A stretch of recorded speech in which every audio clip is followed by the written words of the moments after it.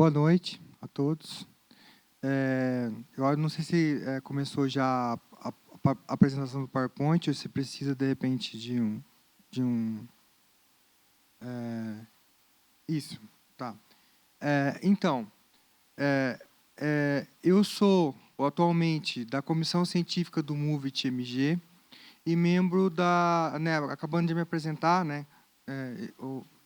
já fui apresentado, mas eu sou membro da Comissão Científica do MUVIT-MG e da equipe de pesquisas do MUVIT-MG, que é o Museu Virtual da Migração Italiana em Minas Gerais, e que está sendo desenvolvido pela ponte entre cultura de Minas Gerais.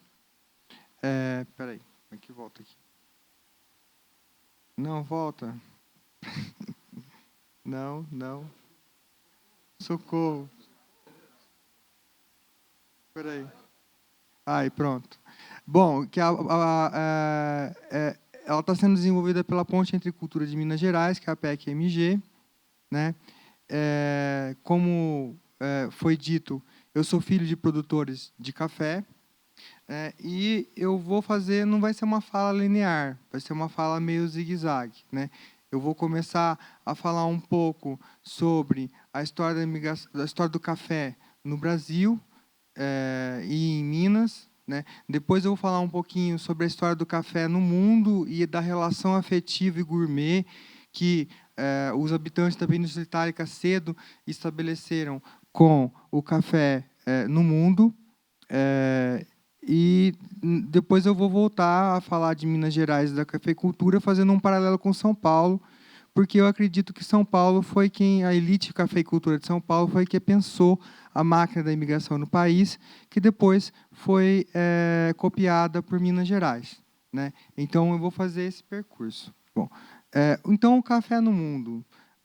O café ele chega no Brasil, né? Depois, o nosso amigo aqui, o Fernando Fabrini, né, que editou esse livro, vai falar com mais detalhe dessa história, mas o café chega no Brasil em 1727, né, e ele é trazido de Caiena, na Guiana Francesa, para o Pará, né, e ele se estende lentamente pelo território brasileiro, e o grande boom do café mesmo, né, pulando um pouco todos os meandros dessa história, que é cheia de detalhes, né, pitorescos, enfim, o boom se dá mesmo no Rio de Janeiro, durante o século XIX, né, e aí o café ele se espalha.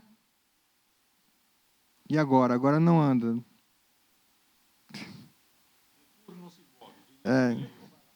Eu estou tentando colocar um mapa para vocês aqui. Peraí, volta. Agora.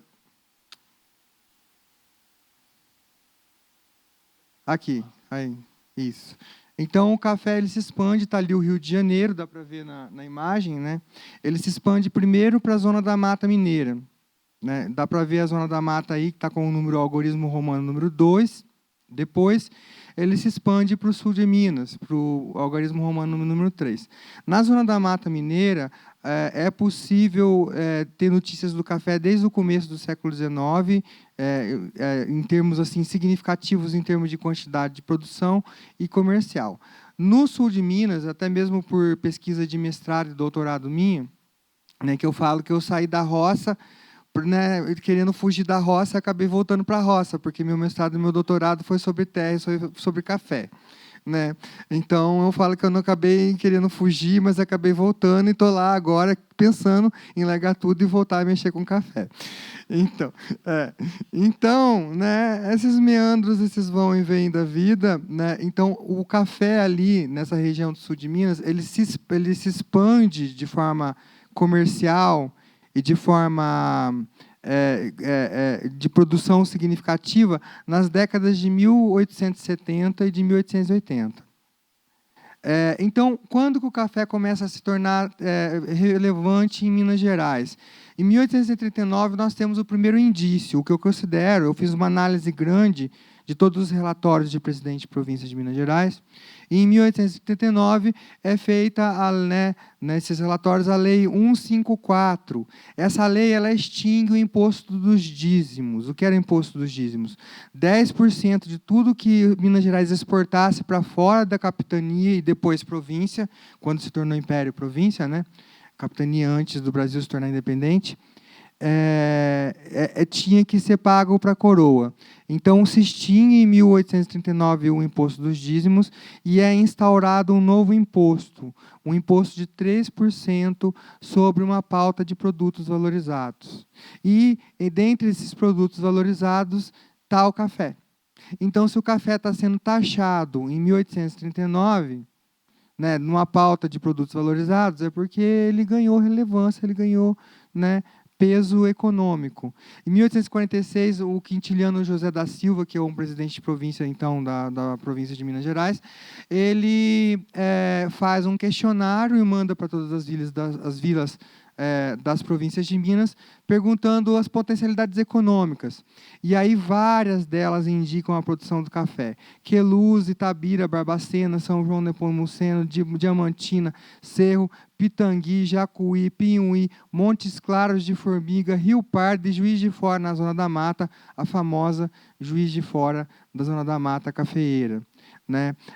Então, todas essas regiões, todas essas vilas, elas estão produzindo café em 1846. É possível encontrar esse questionário e as vilas informando as suas produções neste relatório de 1846.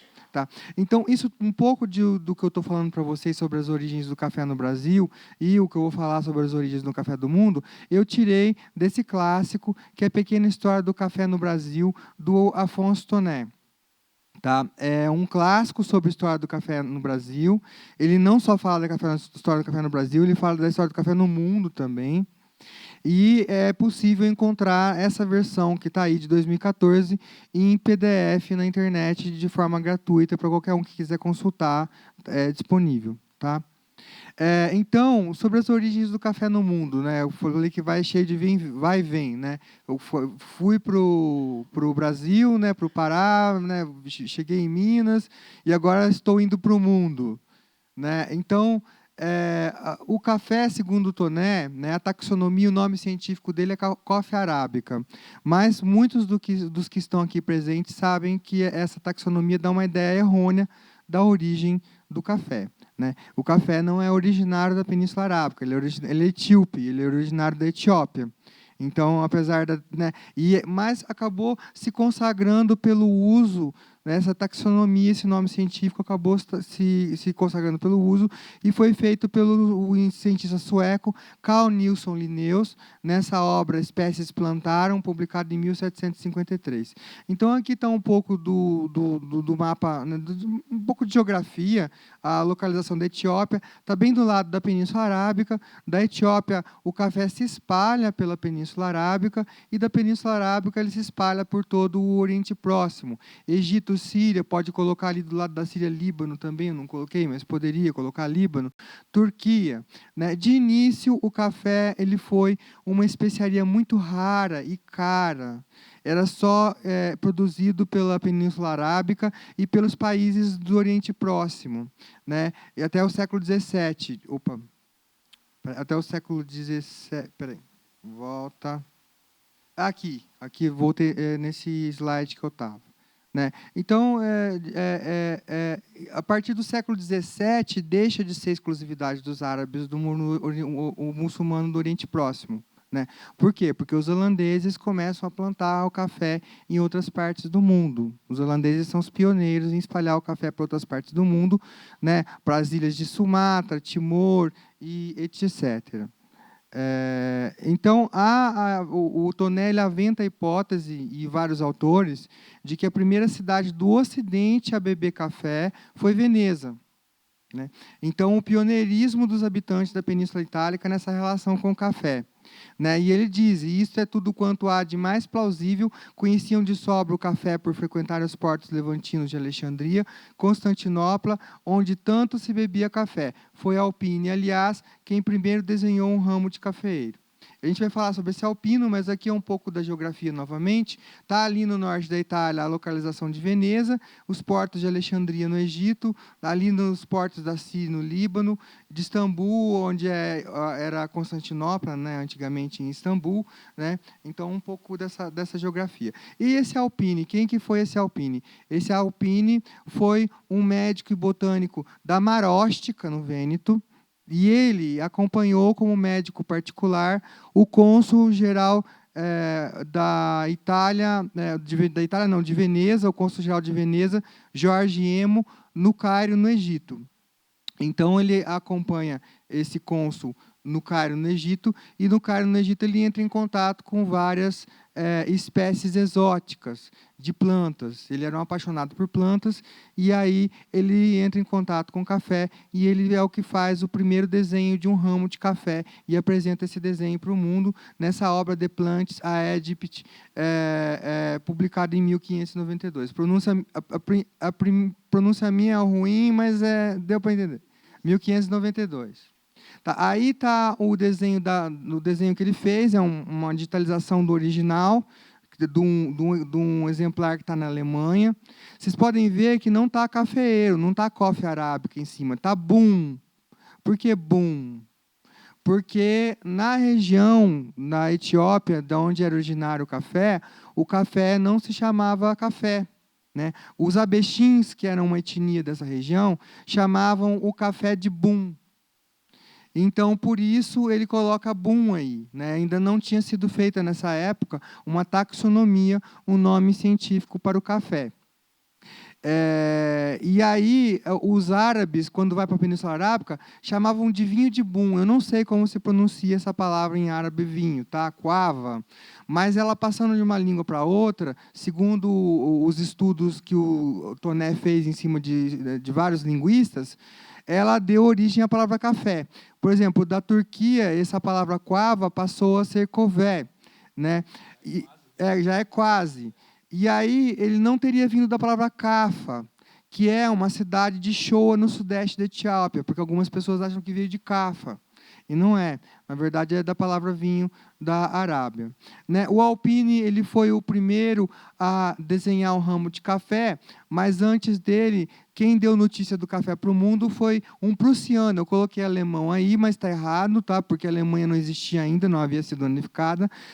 O Leonardo Hallwolf, ele escreve a experiência gustativa dele de experimentar café em Alepo, na Síria, em 1575. E ele publica, em 1582, o relato de viagens sobre essa experiência de primeira vez que o Ocidente tem notícia do café. Por essa obra do Leonardo Hallwolf. A segunda é o Alpine. Tá? A primeira é o Hallwolf e a segunda é o Alpine. Aqui são vários trechos em que o Toné fala das relações afetivas, gustativas e gourmets que os habitantes da Península Itálica, em várias obras, principalmente no século XVII, estabeleceram com o café. Tá? Eu não vou ler tudo, é um pouco cansativo, né? Mas se alguém quiser, de repente, esse material depois, eu posso fornecer. É só me procurar no final, que eu posso fornecer esse material. Eu pego e-mail, eu pego contato e forneço esse material. Mas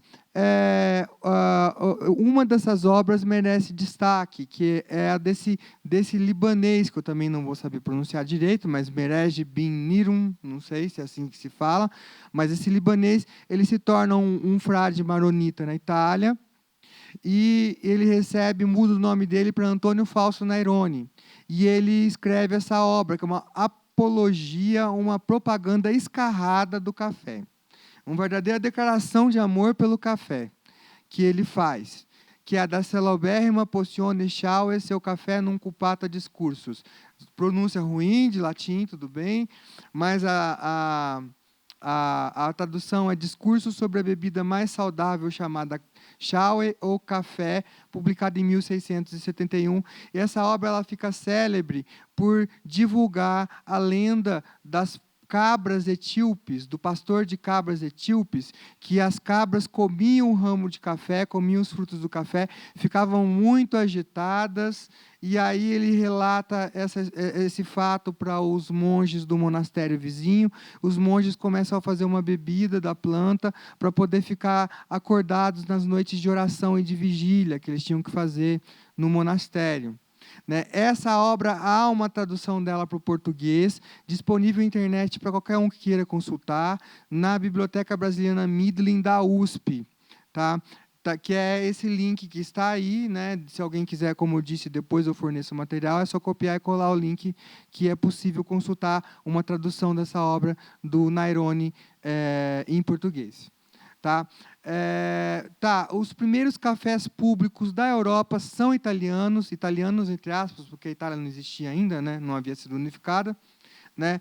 Eles surgem no século XVII, segundo Toné, o primeiro seria em 1645. E aí o Toné diz: proliferam os cafés largamente pela Península Itálica, tornaram-se célebres em toda a Europa os cafés venezianos, genoveses e romanos. Até na França teve influência dos cafés italianos.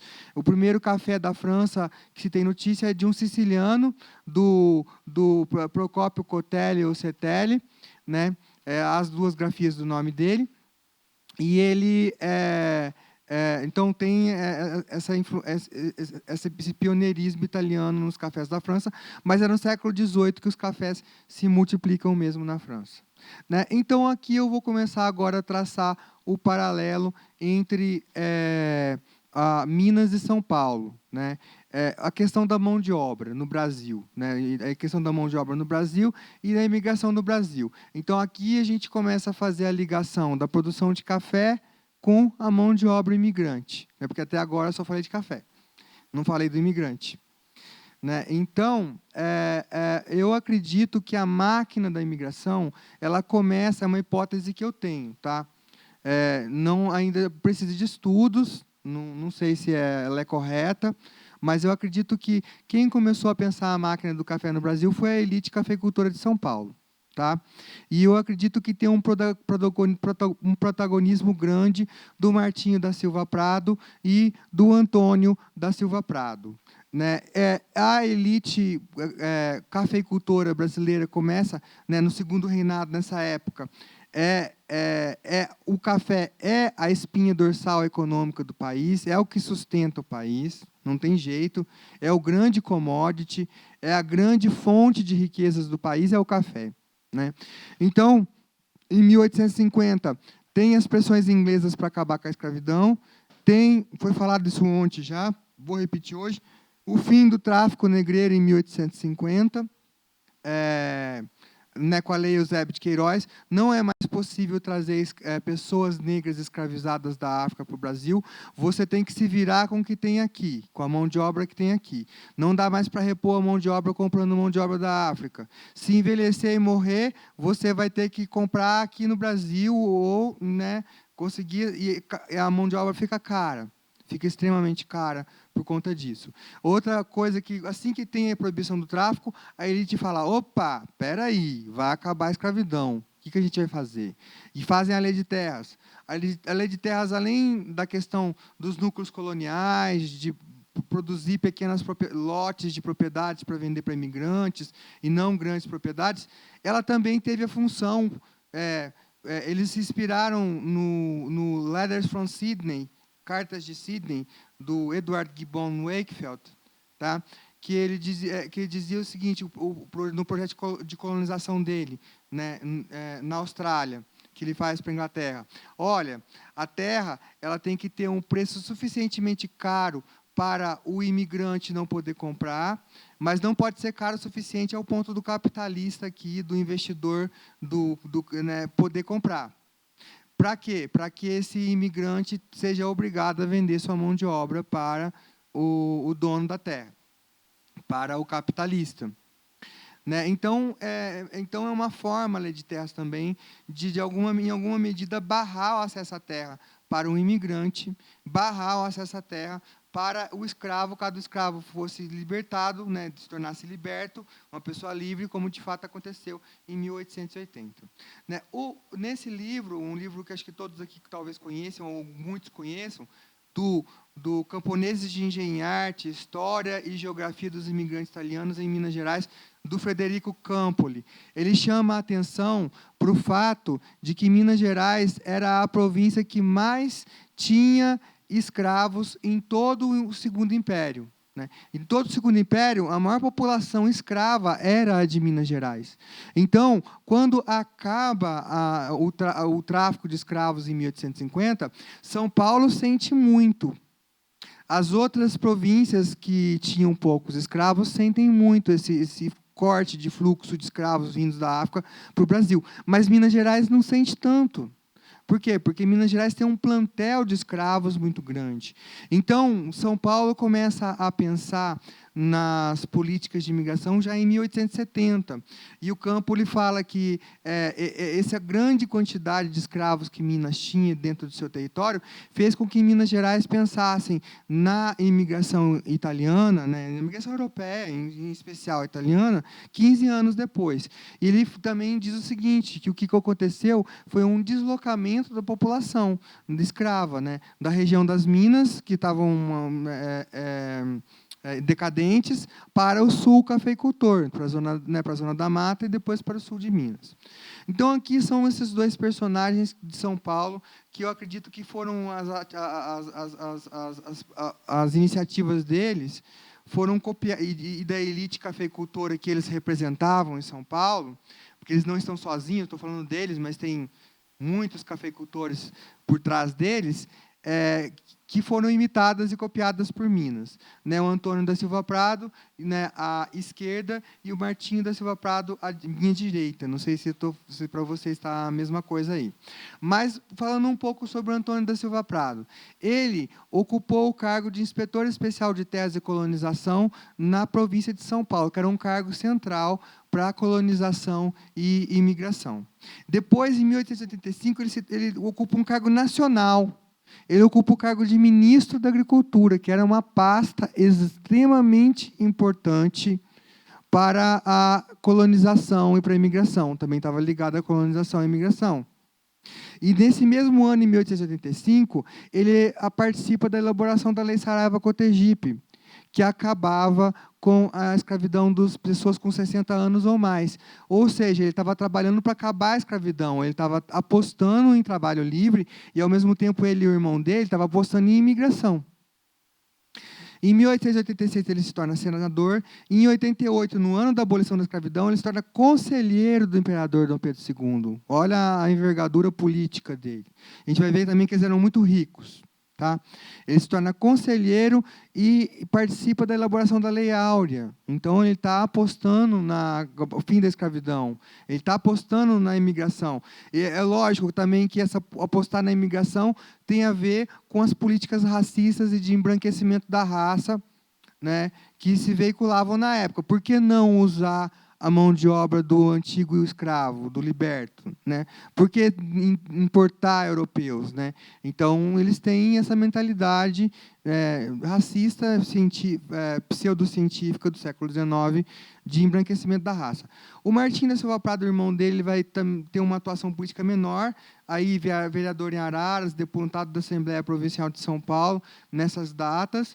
Não vou ficar falando de datas para vocês também, porque é um pouco maçante e chato demais, mas isso é importante, essa data é importante. 1886. Então, em 1871, São Paulo funda a Associação Auxiliadora de Colonização, para trazer europeu para o Brasil. E em 1871 acontece o quê? Lei do Ventre Livre. Lei do Ventre Livre. Agora, o filho da escrava que nasceu a partir de agora é livre a partir dos 21 anos de idade. Então, eles já começam a pensar, bom, vamos trazer imigrante, assim que a Lei do Ventre Livre é criada. Em 1886, é um ano depois da Lei da Saraiva-Cotegipe, que libertou os sexagenários. Então, ele se torna presidente, eles fundam a Sociedade Promotora de Imigração de São Paulo. Ele se torna presidente dessa sociedade, da Associação Promotora de Imigração de São Paulo. Tá? E é interessante o seguinte, interessante que um ano depois é fundada a Sociedade Promotora de Imigração de Juiz de Fora. Em 86 é fundada a de São Paulo, e em 87 é fundada a de Juiz de Fora. E eu fiz uma análise, não coloquei aqui nos slides e nem vou citar para vocês, o nome de todos os integrantes da Associação Promotora de Imigração de Juiz de Fora. Mas a maior parte é de cafeicultor da Zona da Mata. E o presidente foi o Francisco Antônio Brandi, que foi um italiano, um empreendedor, que foi a Terezinha Lucimar Grisende, ela vai escrever um texto que vai estar disponível no Movit MG sobre esse agente consular, o Antônio Brandi, que foi o primeiro agente consular de Minas Gerais, né? E ele foi um grande investidor, um homem muito rico, né? E ele representou, em alguma medida, os interesses da elite cafeicultora na fundação dessa Associação Promotora de Imigração em Juiz de Fora. Aqui amarrando um pouco São Paulo com Minas, né? Porque senão fica parecendo que eu estou falando só de São Paulo, mas não, eu estou querendo mostrar que existe uma relação. Tá? Então, bom... Tá. Esses irmãos Silva Prado, eles estiveram envolvidos com promoção de ferrovias, migração e abolição, e vou dizer também cafeicultura. Tá? Aí, eu também vou passar rápido, porque o tempo deve estar acabando, já está acabando, né? 5 minutos. Então, eles conseguem muitas terras no Oeste Paulista, é o processo de expansão deles. Eles se tornam donos de várias acionistas majoritários de várias ferrovias, como a Companhia Paulista de Estrada de Ferro, a Estrada Mogiana de Ferro, que praticamente lambe as porteiras das fazendas deles. Eles criam um banco para emprestar dinheiro para os cafeicultores do Oeste Paulista, que é o Banco Comércio e Indústria de São Paulo S.A., que virou o Banco Cominde. E eles montam uma empresa de importação e exportação de café em Santos, na década de 1880, que chegou a deter 16,82% de todas as transações de café do Porto de Santos, entre as empresas nacionais e estrangeiras. Tá? Então, eu vou terminar agora, tentar terminar um pouco, falando um pouco sobre o trabalho da Elaine Piva, que é minha amiga que está aqui. Tá? Ela fez um trabalho sobre a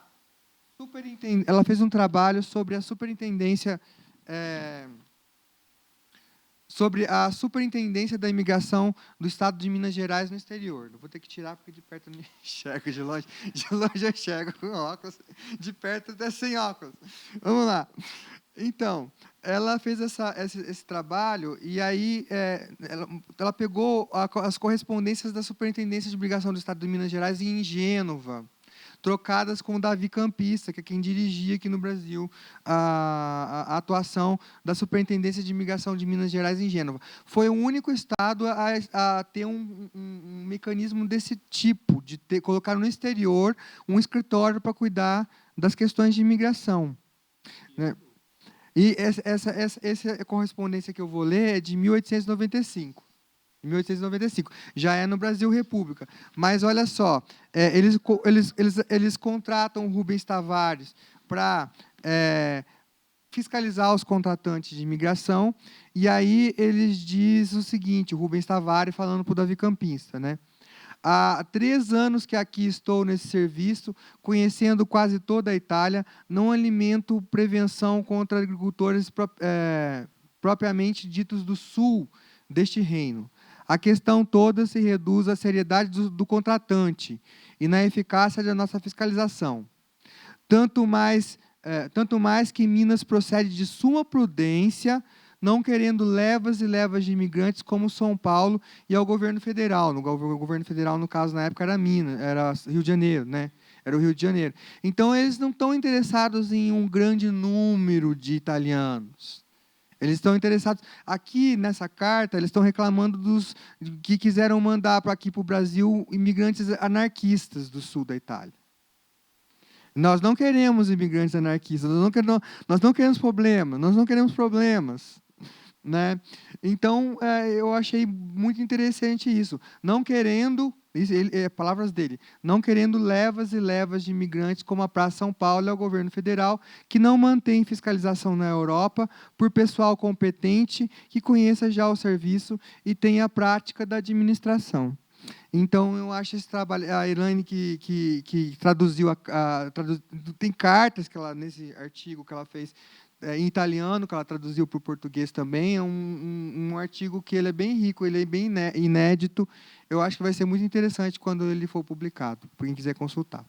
Tá? Então, eu termino a minha fala assim, e é isso. Tá bom? Obrigado. Obrigado, eu. Eu acho que é o Tiago. Tiago. Bom dia, pessoal. Primeiramente, eu gostaria de agradecer a oportunidade de estar aqui hoje presente, falando de duas paixões da minha vida. A primeira é o café, e a primeira também é a Itália, nenhuma é mais importante que a outra. Então, poder estar aqui hoje compartilhando um pouco da relação café-Itália e, sobretudo, na minha perspectiva de descendente de italiano, é uma honra. Eu sou engenheiro agrônomo, concluí meu doutorado em agronomia recentemente, com estudos sobre certificações e sustentabilidade na cadeia do café no Brasil. E, desde o início deste ano, eu estou na coordenação do Departamento de Denominação de Origem e Sustentabilidade da Federação dos Cafeicultores do Cerrado Mineiro, que é a entidade que faz a gestão de processos referentes à denominação de origem do café da região do Cerrado Mineiro. E, mais adiante, eu vou apresentar um pouquinho para você sobre isso. Bom, primeira coisa que a gente tem que ter em mente, antes de iniciar essa fala, é que a cafeicultura na região do Cerrado Mineiro é um fenômeno mais recente, especialmente se comparado com a cafeicultura na zona da Mata e no sul de Minas, como nós vimos há pouco com os dados do Carlos. Bom, vou passar só o slide. Antes de a gente entrar especificamente nos aspectos mais históricos relativos à cafeicultura na região do Cerrado Mineiro, é importante a gente ter uma noção do que é a região do Cerrado Mineiro hoje, na cafeicultura. Estou vendo o seu problema. Qual que é o... Bom, primeiramente, então, vou, independente do slide, estar explicando para vocês. A região do Cerrado Mineiro hoje ela é composta por 55 municípios do Triângulo Mineiro, do Alto Paranaíba. A cafeicultura na região do Cerrado Mineiro ela se iniciou de forma mais escalonada na década de 70. Então, ela não contou, a gente não tem muitos registros históricos, né, da cafeicultura antes disso. Tem alguns relatos, especialmente na região da Serra da Canastra, do final do século XX, e alguns no início da década de 50, na região principalmente de Araxá. Mas, especificamente em relação à cafeicultura na região do Cerrado Mineiro, apesar de ela ser mais recente, ela conta fortemente com a influência dos imigrantes italianos. Porque boa parte dos cafeicultores que foram para a região do Cerrado Mineiro na década de 70 eram descendentes italianos que estavam migrando de outras zonas de produção do Brasil importantes, como São Paulo, sul de Minas, a zona da Mata. Esses imigrantes eles vieram para a região do Cerrado Mineiro fugindo de geadas, principalmente na década de 70. A geada negra de 75 é a mais famosa, que dizimou cerca de 1 milhão de hectares de café no Paraná. Então, boa parte desses cafeicultores, que, consequente, com uma série de geadas, resolveram migrar para a região do Triângulo Mineiro, iniciaram a cafeicultura lá de forma mais escalonada. A gente também sabe que, atualmente, uma série de produtores da região são descendentes italianos e fazem questão, têm orgulho de demonstrar isso nos seus cafés, nas formas como se comunicam com o mercado. Então, a presença italiana na região do Cerrado Mineiro, apesar de ser mais recente, ela é muito intensa e muito importante. Da minha perspectiva, especialmente no que diz respeito à produção de cafés de qualidade. Porque o Brasil, durante mais de século, ele foi conhecido como um grande produtor de café, mas a qualidade nunca era um ponto realmente importante. Se produzia uma grande quantidade e existia um acordo internacional do café que vigiou por cerca de 50 anos, até 1989, que não estimulava os produtores brasileiros a diferenciarem suas produções em qualidade. E com a chegada, e vocês vão ver agora adiante, principalmente da Ilha Café, na região do Cerrado Mineiro, no final da década de 80, esse cenário de produção de quantidade mudou drasticamente. O senhor Ernesto Illy, o proprietário fundador da Ilha Café, ele adorava os cafés do Brasil, nesse período, no final da década de 80, mas ele sofria uma grande dificuldade para conseguir cafés de qualidade. E, em função disso, ele apostou na cafeicultura da região do Cerrado Mineiro e decidiu criar lá um evento de qualidade de café, o primeiro do Brasil concurso de cafés especiais, porque ele precisava ter matéria-prima que atendesse à qualidade do público italiano. Então, ele entendeu que um processo seria ele capacitar os produtores daquela região para que eles conseguissem chegar nos padrões qualitativos que a ilha exigia para comercializar seus cafés na Itália e no mundo inteiro. Então, essa é a gente está vendo uma foto ali da Globo Rural, colocando como um italiano revolucionou a cafeicultura no Brasil com um concurso de qualidade de café. Na verdade, a gente sabe que são milhares de italianos que revolucionaram a produção de café no Brasil, seja em quantidade e qualidade, mas o enfoque dessa matéria é especificamente nos cafés especiais, que é uma onda que é mais recente também no mercado mundial, e principalmente a partir da década de 90, onde os consumidores passaram também a ter um pouco mais de interesse em entender sobre a origem dos cafés que consumiam, sobre a qualidade desses cafés que eles estavam consumindo. Então, com a criação desse prêmio, o Ernesto Willi, em 1991, ele conseguiu mudar uma mentalidade de produtores de café da região do Cerrado Mineiro, porque ele valorizava a qualidade pagando a mais por isso, diferentemente do que acontecia até o final da década de 80. Então, isso levou muitos produtores a realmente pensarem que eles tinham condições de produzir cafés para atenderem a ilha, estabeleceram uma parceria com uma empresa tão importante e famosa no mundo como era a ilha. E isso foi um grande passo para a revolução da qualidade do café na região do Cerrado Mineiro. Então, aqui tem alguns recortes de uma reportagem que eu encontrei dizendo especificamente sobre o papel, né, desse concurso de qualidade da Ilha Café. Então, como eu falei anteriormente, o Ernesto Willi tinha uma dificuldade de conseguir encontrar no Brasil cafés de qualidade. Então, ele apostou na contratação de um profissional que ajudasse a estimular a criação de um concurso de qualidade. E esse concurso realmente passou a ser considerado um marco na história da cafeicultura do Brasil, ou seja, um concurso promovido por um italiano, por uma empresa italiana, foi capaz de realmente revolucionar assim a cadeia de cafés especiais no Brasil. Então, aqui tem uma fala também de um produtor, um registro de um produtor da região do Cerrado Mineiro. A família dele veio do Paraná, na década de 80, fugido de geadas, de italianos também, na IMEG. E eles lá, no Cerrado, ganharam o segundo prêmio de café do concurso de qualidade da ilha. E até hoje são pessoas referências na qualidade e são até hoje parceiros também da Ilha Café. A Ilha Café ela estabelece uma relação com os produtores que são parceiros históricos deles. Por exemplo, um produtor que tem mais de 20, 30 anos de relação comercial com a ilha, ele recebe um título de um produtor diamante, um produtor esmeralda.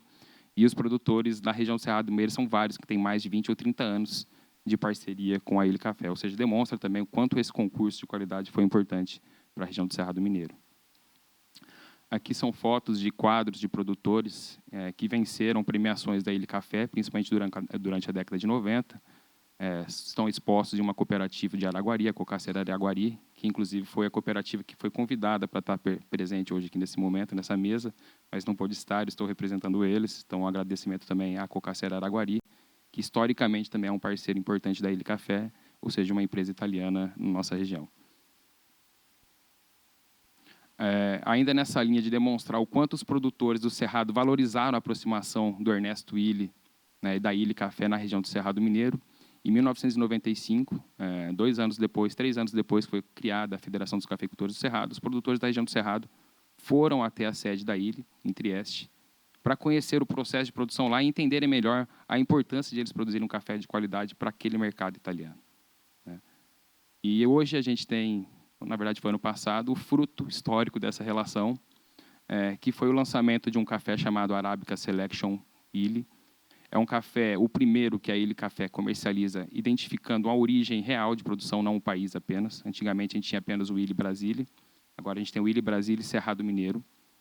E é um café com uma certificação de agricultura regenerativa, porque a Ilha Café, ao longo desse tempo, também foi estimulando na região não só a qualidade, mas a sustentabilidade. Então, este produto, o Illy Café, o Illy Selection 100% arábica, na verdade, ele é um símbolo de uma relação histórica que a região do Cerrado Mineiro construiu com a Ilha Café desde o final, principalmente da década de 80. Aqui é só um vídeo desse... Vamos ver se vai funcionar. Estamos sem áudio, infelizmente. Mas é um vídeo que a Ilha Café divulgou no mundo inteiro para fazer o lançamento do nosso café, do café da região do Cerrado Mineiro.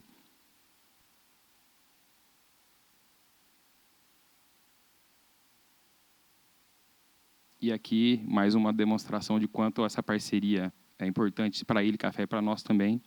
Este ano, o café que foi servido na Feira de Arte Moderna de Paris foi o café da região do Cerrado Mineiro. Então, a nossa origem, o nosso nome, sendo levado para o mundo inteiro. Esse café está em mais de 50 países.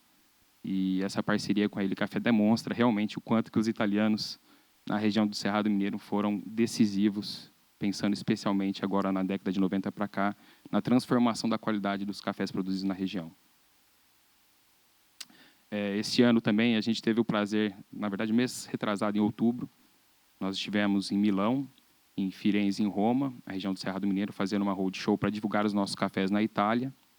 E em Milão, nós tivemos a grata surpresa de, no Dia Internacional do Café, no dia 1º de outubro, a ILE fazer um trabalho de homenagem à região do Cerrado Mineiro. Ela plotou uma estação de metrô inteira de San Babila, por 15 dias, tirou as grandes marcas que estavam lá, Gucci, Armani, outras tantas, e decorou a estação inteira com frases e fotos do café da região do Cerrado Mineiro. Eles também fizeram a promoção por 15 dias, nessa mesma estação, numa banca de jornal que fica numa praça, na Piazza de San Babila, oferecendo os cafés para os consumidores italianos que passavam na banca de jornal gratuitamente. Essa promoção, até hoje, bem feita, dos cafés do Brasil, lá fora, a gente é vendido como Brasil. E a gente sabe que a gente tem uma diversidade aqui imensa de sabores, de aromas, de perfis de produtores também. E para nós, hoje, podemos ver o nosso produto chegando aos consumidores da Itália e do mundo inteiro, com o nosso nome, é motivo de muito orgulho, de muita alegria. Imagino para os produtores, então, que vendem esses cafés para a ilha. Aqui, apenas, a gente também, durante esses eventos na Itália, nós tivemos a oportunidade de fazer um evento na Embaixada de Roma. Nesse evento esteve presente o Andrea Illy, o atual gestor herdeiro da Ilha Café, o chairman da Ilha Café. Também esteve o Carlos Butti, que é o diretor comercial internacional da Ilha Café, falando para diversos players da cadeia, diversos representantes diplomáticos do Brasil e de outros países, sobre os cafés do Cerrado Mineiro, com a presença também do embaixador, do Renato Mosca, e da Vanusa Nogueira, que é a presidente da Organização Internacional do Café. Neste evento, nós fizemos uma homenagem ao Ernesto Illy, que, como eu disse, que foi uma figura sem igual na história da qualidade da região do Cerrado Mineiro. A gente presenteou, a gente tem o hábito de fazer uma saca com um rosto de alguma figura importante na história da região. A gente também entregou uma placa de homenagem ao Andrea Illy. E ele fez um discurso emocionado, economico del caffè, della produzione, dove è iniziata una rivoluzione sulla qualità. E questo è successo in particolare nella regione del Cerrado Mineiro, dove si è cementata la partnership con la Illy Café 33 anni fa, a causa di una grave crisi di prezzi bassi dovuta all'abrogazione dell'accordo internazionale del caffè che esisteva all'epoca, che fissava delle quote alle esportazioni e dei prezzi fissi. Quando fu abrogato l'accordo, i prezzi crollarono e di conseguenza fu chiuso l'Istituto Brasileiro do Caffè e di conseguenza la comunità dei produttori di caffè si trovò smarrita e senza soldi. E quindi la qualità cadde e noi ci trovammo nella condizione di non poter più comprare il caffè. Fu un momento di crisi, perché la Illy Café è un'azienda che è nata a partire dal sogno di produrre il migliore caffè al mondo. E il Brasile, che ci aveva sempre fornito più di 50% del nostro fabbisogno, non c'era più. E allora la decisione fu andare a lavorare direttamente con i produttori. Então, essa fala dele demonstra um pouco do que eu vinha falando até então, o quanto que para a Illy Café era importante apostar na região do Cerrado Mineiro, com foco em qualidade e com uma remuneração diferenciada dos produtores que não sentiam-se, na verdade, estimulados até então a produzirem com qualidade, porque é um processo mais custoso e que nem sempre era recompensado. Então, a Illy Café ela acabou estimulando o produtor a produzir com qualidade, porque ele sabia que teria um preço diferenciado também na sua produção. E agora eu também falo um pouquinho da minha participação histórica dentro desse processo, apesar de eu ser recente na região do Cerrado Mineiro. Pensar esse evento hoje me fez pensar um pouco também do meu papel histórico como descendente de italianos, que em 1891 meus bisavós vieram para o Brasil e eu tive a felicidade, a honra de poder conhecer um pouco da história deles, de poder ir até a Itália, conseguir os documentos, ver a assinatura do meu tataravô no livro, no extrato de nascita, do meu bisavô. Então, como um sujeito ativo da história e também descendente de italiano, eu posso dizer hoje que eu também sou um pouco fruto dessa imigração, 150 anos depois, e com a minha pequena bagagem colaborando para a produção também da região de cafés especiais, na região do Cerrado Mineiro, com qualidade, sustentabilidade, e com muito orgulho de poder estar falando para o mundo inteiro que nós, brasileiros, somos também muito gratos aos italianos por tudo que eles fizeram historicamente e estão fazendo ainda para a gente. E uma gratidão muito grande de estar aqui hoje, podendo compartilhar com vocês um pouco dessa história da região do Cerrado Mineiro e, principalmente, da presença italiana na região. Obrigado, pessoal.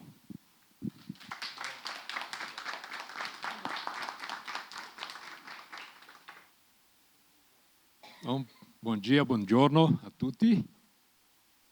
Primeiro, agradecer as conexões pelo convite, fiquei muito honrado.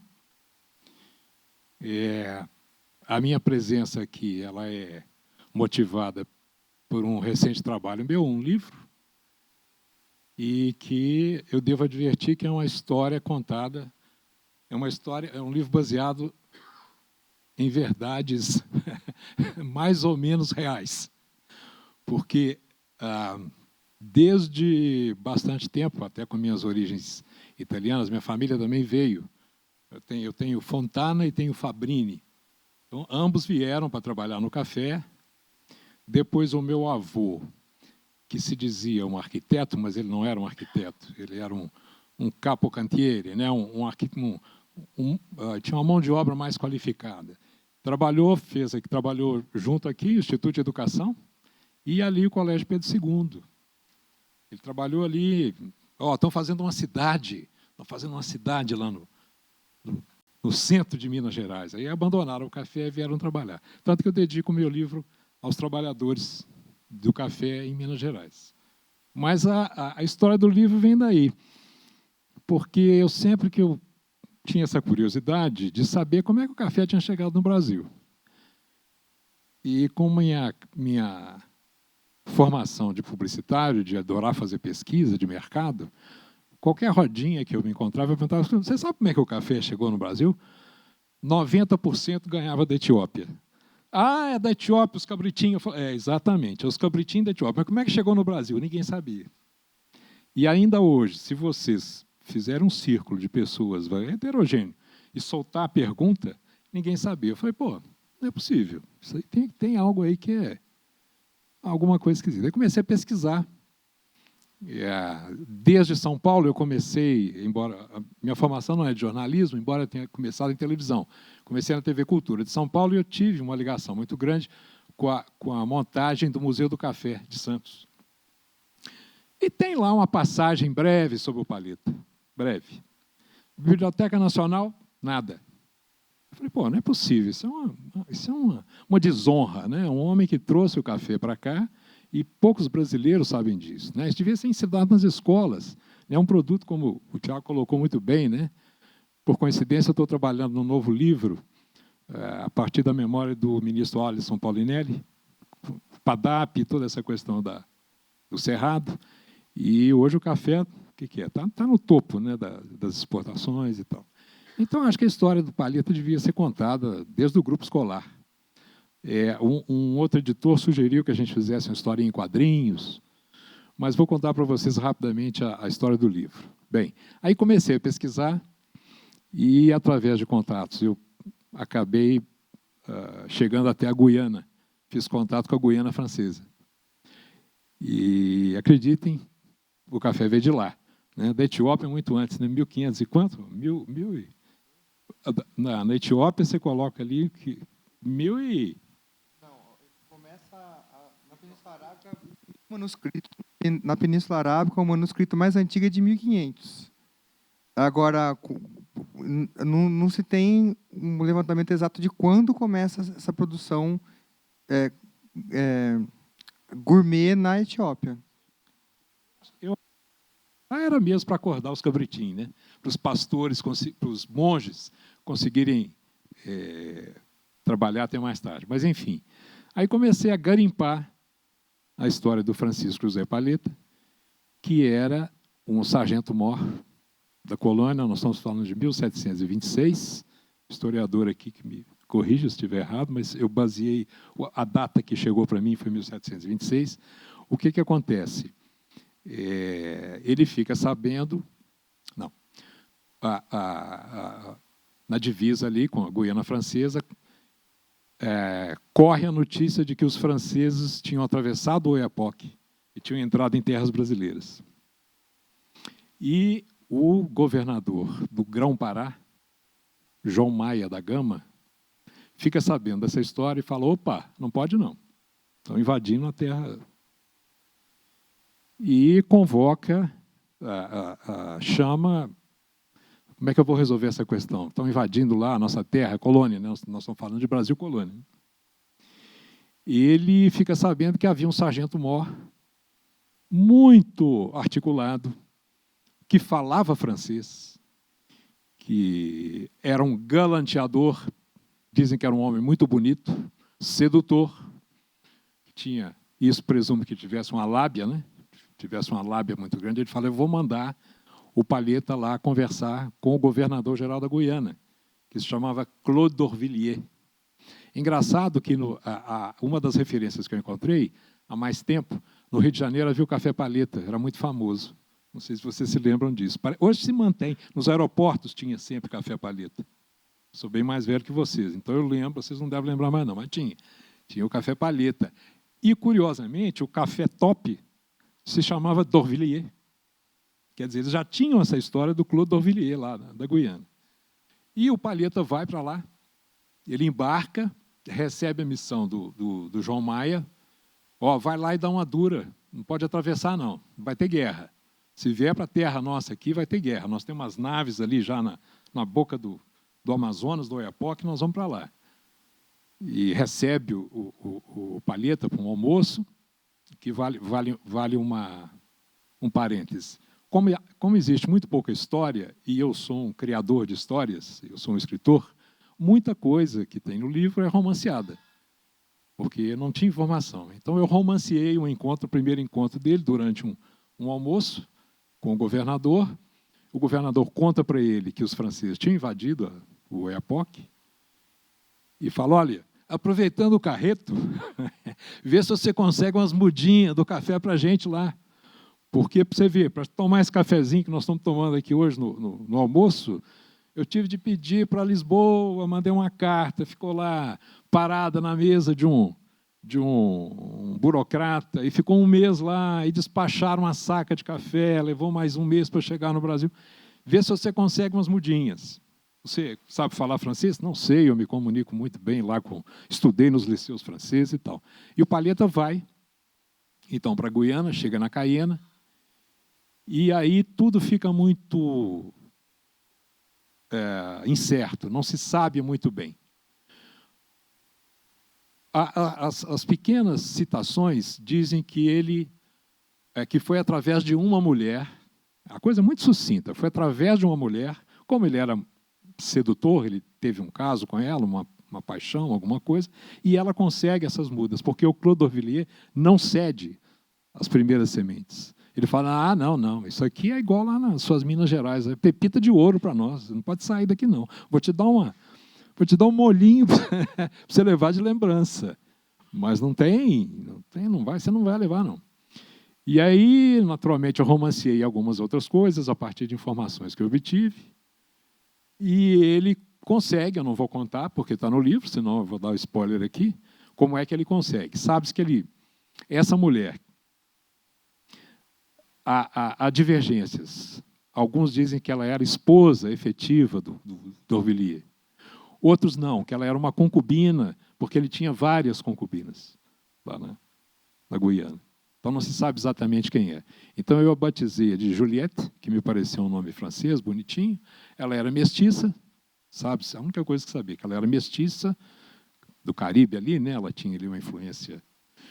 E ele consegue, através de um romance, ele consegue trazer essas primeiras mudas para o Pará. E elas começam a ser plantadas no Pará. Curiosidade. Quando o livro, felizmente para mim, infelizmente para os outros, o livro está esgotado. Eu fiz algumas tiragens para produtores do sul de Minas que compraram meu livro, fizeram um kitzinho com café e distribuíram no final do ano. Fiz várias tiragens do livro, mas ele está esgotado. Eu tenho poucos exemplares, trouxe um para os colegas da mesa, você vai receber o seu, e mais alguns não. Tem mais 2 que eu pretendo sortear, não sei como. Talvez eu jogue assim, quem pegar fica com o livro. Eu não sei como é que eu vou fazer. Mas, enfim, curiosamente, um dos produtores que me comprou o livro foi do Pará. E ele, não sei como, mexeu, encontrou um descendente do Palheta. Tirou uma foto e mandou para mim. Eu poderia ter trazido isso, mas eu me descuidei um pouco da apresentação visual, eu achei que era mais na conversa. Então, ele descobriu o que seria o quê? Um tetraneto? O que é?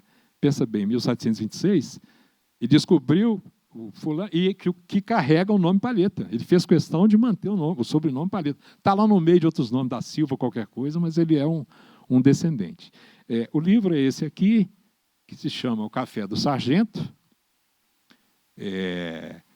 em que eu falo, poucos brasileiros conhecem a história da chegada do café ao nosso país, presente nos nossos hábitos diários, do café da manhã ao cafezinho de toda hora, a bebida nativa da Etiópia, fincou raiz em nossa terra graças à ousadia de um militar português nos tempos da colônia. Baseado em fatos mais ou menos reais, essa é a história romanceada, eu fiz questão de frisar porque é impressionante, não tem informação. A gente que escreve, a gente garimpa e vai montando a teia, né? Você também faz isso, né? Colega escritor, Walter também escritor, grande cronista, colega aqui na frente, hoje supervisor aqui do Palácio das Artes, com muito merecimento. Mas a gente amarra história, né? E não tinha muito o que amarrar. Então, alguma coisa aqui é fantasiosa e, enfim. E o Palheta traz e começa a plantar e de lá desce, né, para o resto do Brasil e vira essa grande riqueza que é hoje. Deve sair uma nova edição do livro agora em janeiro, não, em fevereiro.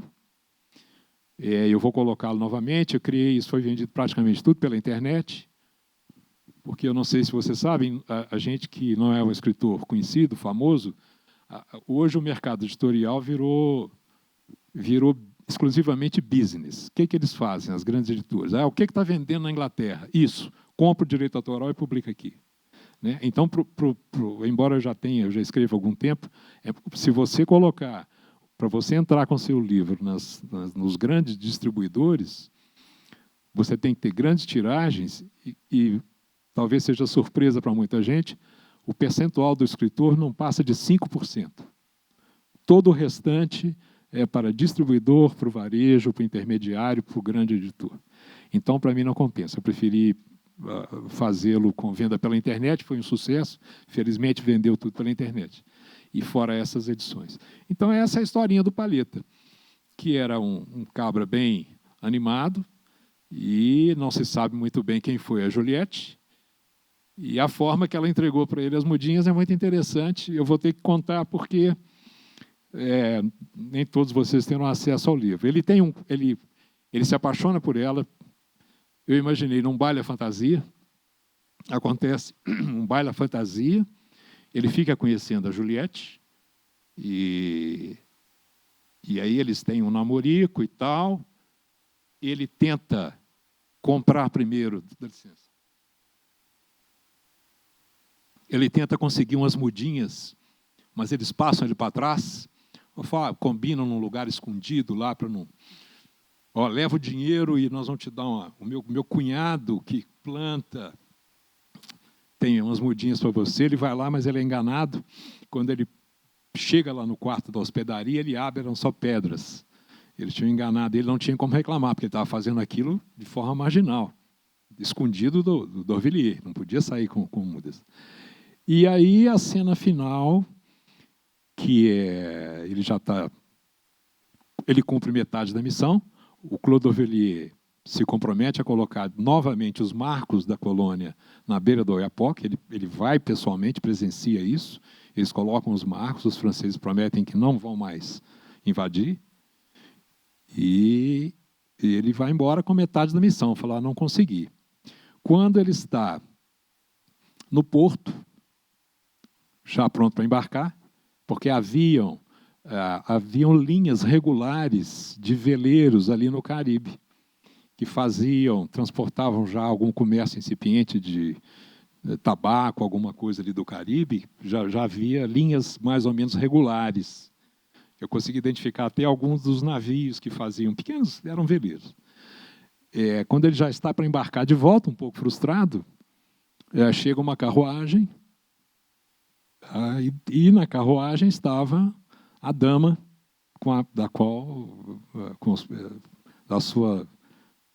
do seu caso de amor. E ela diz para ele, olha, ninguém sai de Caiena sem levar nossas flores, porque é